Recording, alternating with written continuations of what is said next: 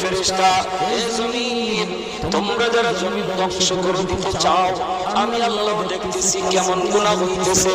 যেই মানুষ আমি আল্লাহ এত আদর করে বানাইলাম, আসমান আল্লাহ বানাইছেন কুন ফায়াকুন বইলা, ফেরেশতা আল্লাহ বানাইছেন কুন ফায়াকুন বইলা, জমিন আল্লাহ বানাইছেন কুন ফায়াকুন বইলা, কিন্তু আমারে আপনারে আল্লাহ পাক কুন ফায়াকুন বইলা বানায় নাই।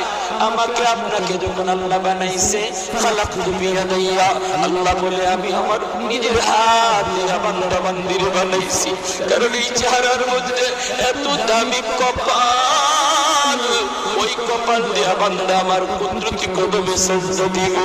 এই কপালটার এত দাম, এই কপাল কুন ফায়াকুন বললে হয় না, এই কপাল ফেরেশতাদের হাতে বানাইলেও হয় না, আমি আল্লাহ নিজের হাতে বানাইছি।